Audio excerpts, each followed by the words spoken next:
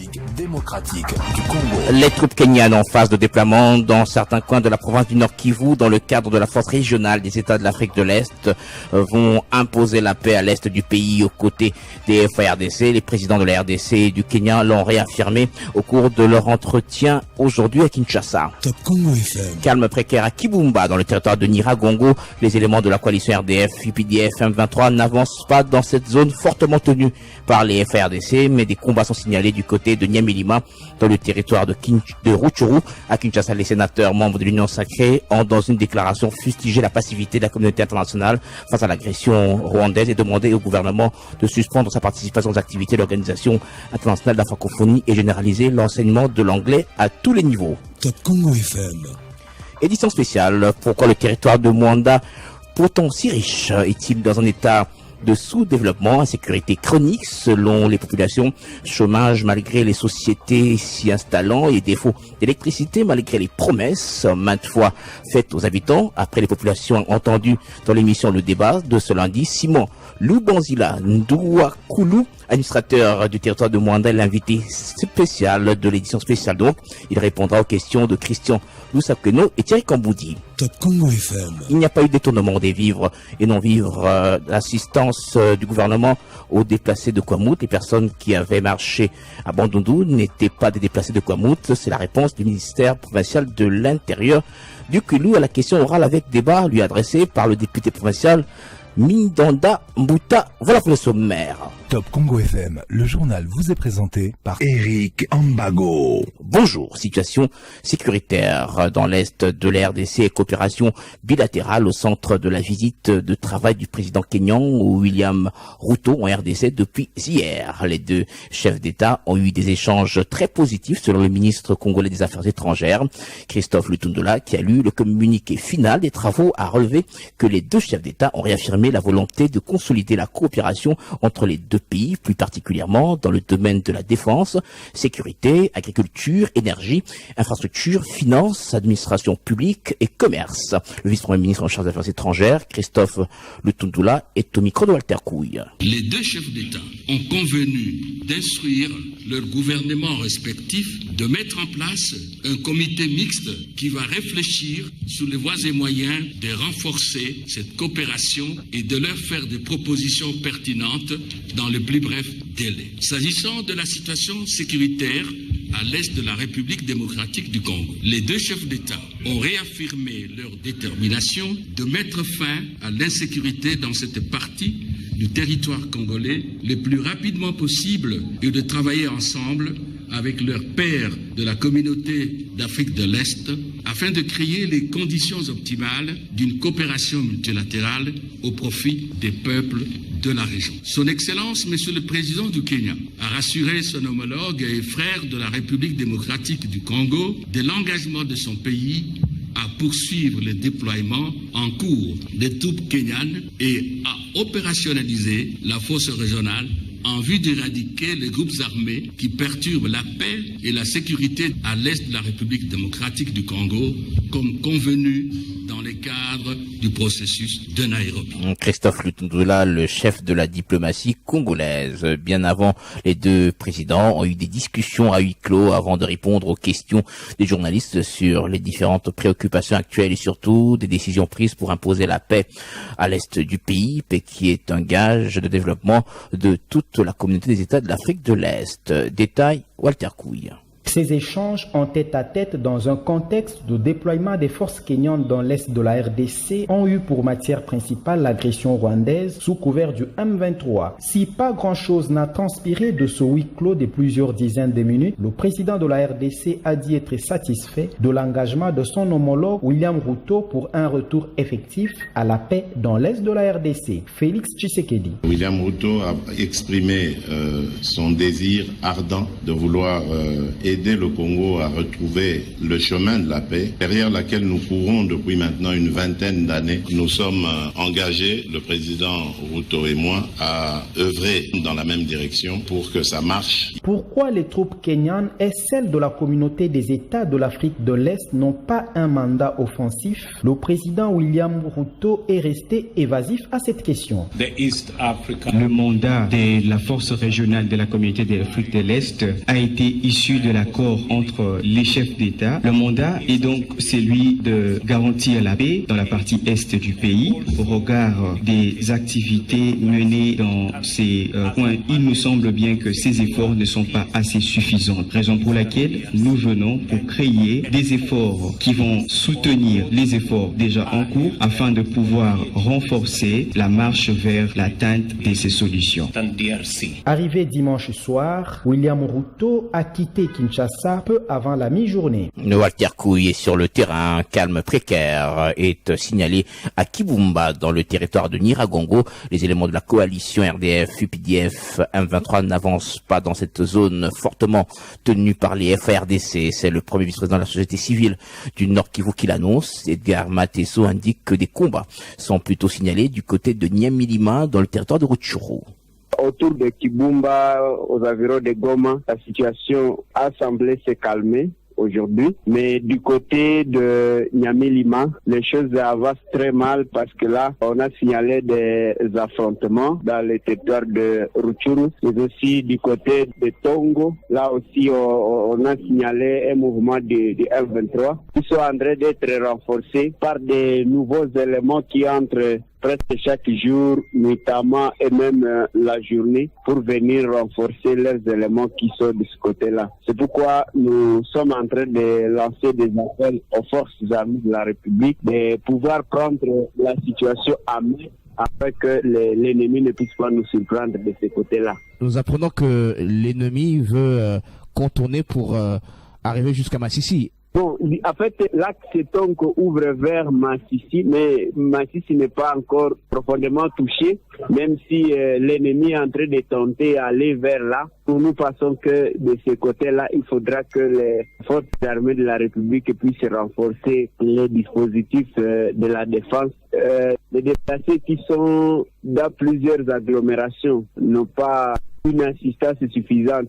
Edgar Mateso, il est premier vice-président de la société civile de la province du Nord Kivu à Kinshasa.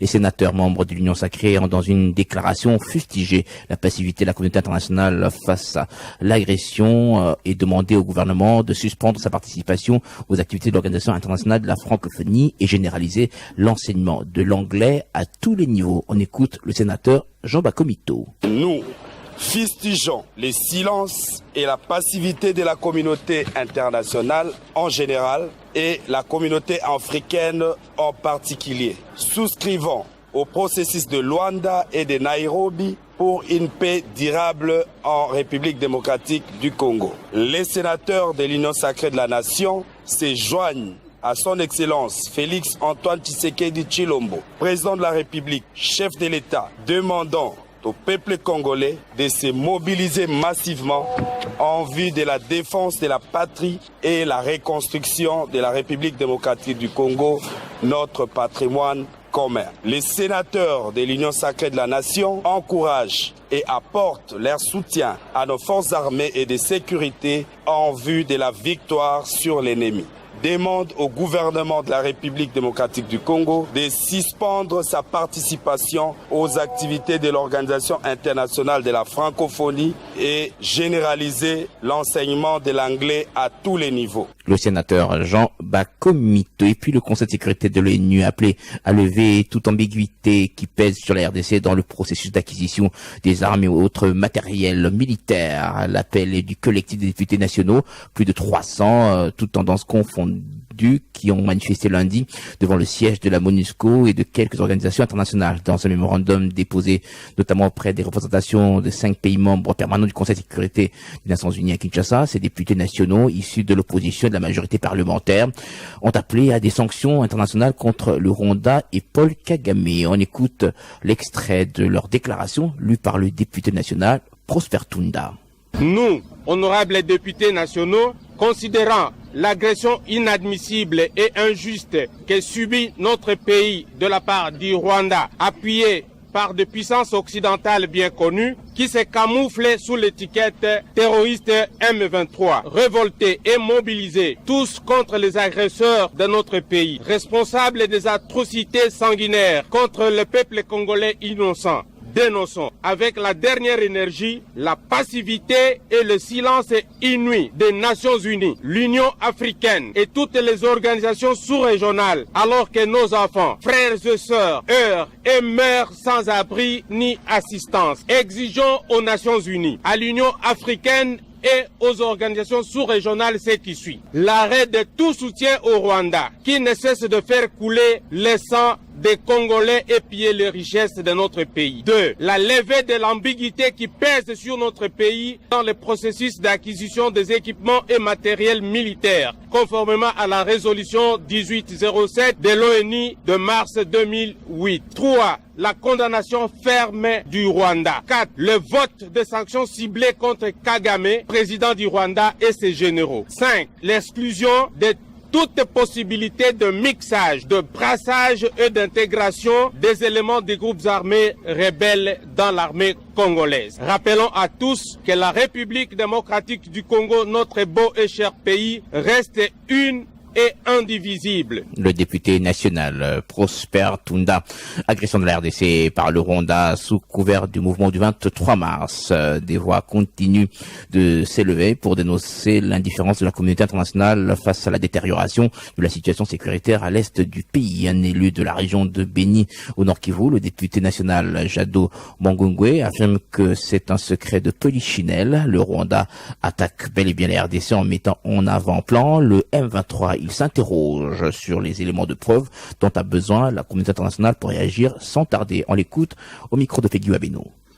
Nous pensons qu'avec l'adhésion massive de toutes les tendances politiques de notre pays, de toutes les composantes de la société civile congolaise et même les confessions religieuses à la mobilisation lancée par le chef de l'État, son Excellence Antoine Félix Tshisekedi Tshilombo, et surtout avec toutes les preuves mises sur table pour démontrer l'agression de notre pays par le Rwanda, qui utilise sa branche armée, le M23, les organisations internationales, je cite, le ONU, l'Union européenne, l'Union africaine, etc., vont cette fois-ci sanctionner ces régimes Kagame pour l'amener une fois pour toutes à abandonner son plan machiavélique contre la partie est de notre pays. Ces régimes de Kigali est responsable de beaucoup de crimes de guerre, crimes contre l'humanité, des souffrances incommensurables de nos compatriotes de l'Est depuis plus de 20 ans.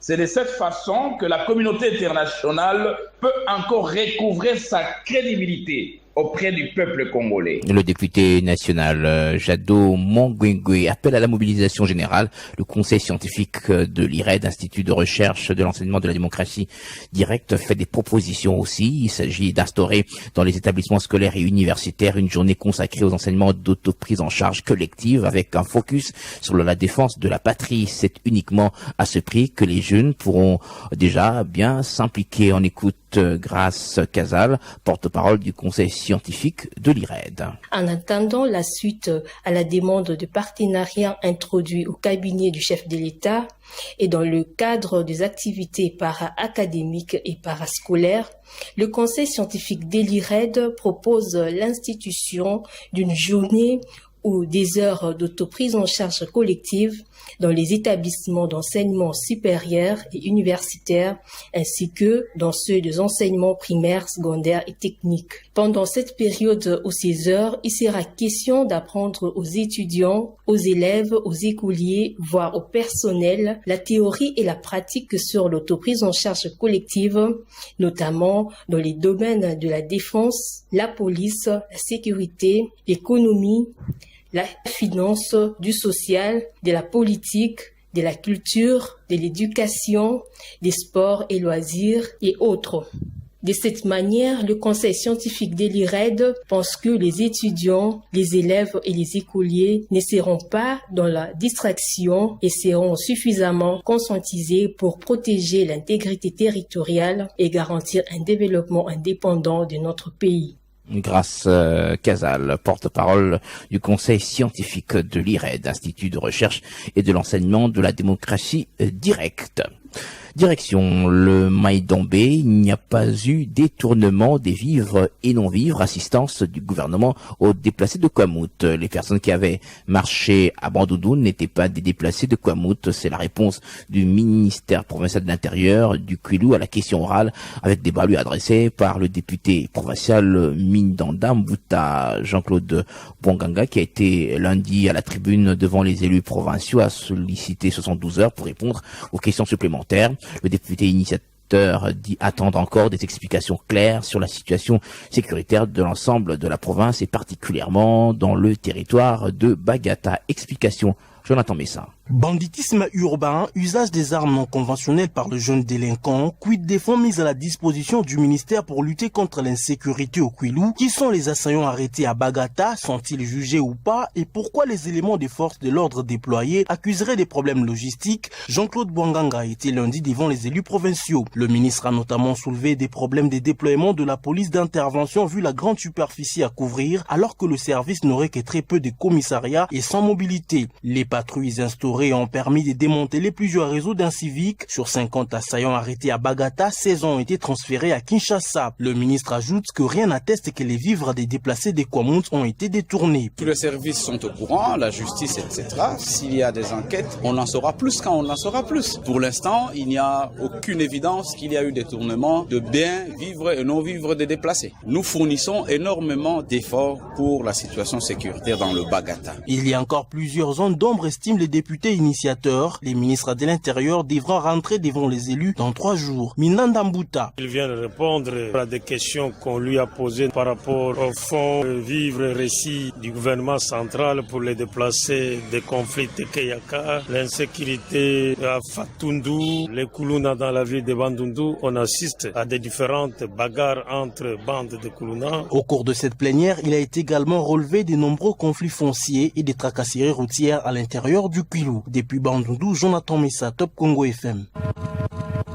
Chaque jour, avec Top Congo FM, l'information comme il se doit, avec Top Congo FM, la radio de toutes les générations. Enregistrement des électeurs. L'opération démarre le mois prochain à la séance active dans les préparatifs. Le président de la commission électorale a lancé à Kinshasa le niveau 2 de la cascade de formation du personnel pour plus ou moins 1400 personnes. Denis Kadima a rappelé le caractère inclusif de cette opération.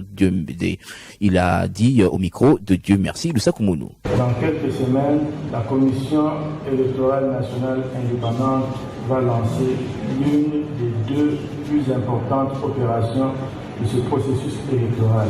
Il s'agit de la révision du fichier électoral. Nous serons alors en contact direct avec les électeurs qui attendent de nous une prestation de qualité. L'enrôlement des électeurs est un mécanisme par lequel nous permettons à la population, aux personnes qui remplissent les conditions dans la population, à devenir des électeurs. Donc c'est un mécanisme par excellence d'inclusion. Et quand on est de mauvaise foi ou bien on est mal organisé, cela devient un mécanisme d'exclusion. Et nous voulons des élections, comme nous le disons toujours, crédibles, inclusives, apaisées. Et cet exercice va contribuer justement à l'inclusion le plus possible de toutes les personnes qui réunissent les conditions requises. Il y aura 136 facilitateurs. Tous ont été mobilisés pour former 1114 formateurs électoraux provinciaux, 144 points focaux juristes, 70 membres des secrétariats exécutifs provinciaux. Cette formation que je lance ce dimanche 20 novembre 2022 à Kinshasa se déroule en même temps dans 10 provinces. Denis Kadima, le président de la commission électorale nationale indépendante. Direction la province du Sud Kivu, le gouvernement provincial sur un siège éjectable. Une 4e motion initiée contre Théo Bidje depuis sa prise de fonction a été déposée lundi au bureau de l'Assemblée provinciale. On reproche au gouvernement Ngouabidje le détournement des deniers publics, la mauvaise gestion, l'exploitation illégale des minerais et la spoliation des maisons de l'État. Et dans un communiqué signé ce même lundi, l'organe délibérant de cette province convoque une plénière pour jeudi prochain à l'ordre du jour, examen et vote de cette motion de censure signée par une vingtaine des députés provinciaux. Et puis l'Alliance des bâtisseurs du Congo sera en congrès extraordinaire samedi 26 novembre au dimanche du 26 novembre au 27 novembre prochain. Cette rencontre qui va se tenir à Bazagungu dans la province du Congo central aura comme thème refonder la BACO sur ses principes idéologiques et ses valeurs politiques pour relever les défis de l'avenir. L'annonce a été faite dans un communiqué signé par le secrétaire général de l'Alliance des bâtisseurs du Congo. D'après Jean Kainois, ce congrès qui se tiendra en prévision des élections 2023 va permettre à leur formation politique de bien affûter ses armes pour remporter plusieurs sièges lors des prochaines élections. Mauvaise décision de la justice, surpopulation dans les prisons et manque de magistrats dans certaines juridictions. Interpellée par la Commission des droits de l'homme de l'Assemblée nationale, la ministre d'État en charge de justice était lundi devant cette commission. Rose Mutombo a répondu aux différentes préoccupations des députés nationaux. Elle a par ailleurs indiqué que des magistrats qui rendent de mauvaises décisions seront sanctionnés par le Conseil supérieur de la magistrature. On l'écoute. C'est pourquoi presque dans toutes nos provinces, il y a surpeuplement. 1. La population a augmenté de taille. 2. Les taux de criminalité aussi. Ajouté à cela la pauvreté et il y a plusieurs infractions qui sont commises. Au niveau du gouvernement, nous avons levé l'option de construire de nouvelles prisons. Cela va nous permettre de désengorger et de ne plus connaître cette situation-là. Une nouvelle cartographie de magistrats est en train de s'élaborer actuellement et qu'on va tenir compte de la représentation de magistrats dans tout le coin de la RDC. Le manque des tribunaux de paix. Heureusement, pour 145 territoires, on a droit à 145 tribunaux de paix et que cela va approcher les justiciables de tribunaux. Nous ne cessons d'interpeller les responsables du pouvoir judiciaire pour que les droits humains soient respectés et que la loi soit respectée. Dans notre dernière réunion, on a dit qu'il faut qu'on commence à sanctionner.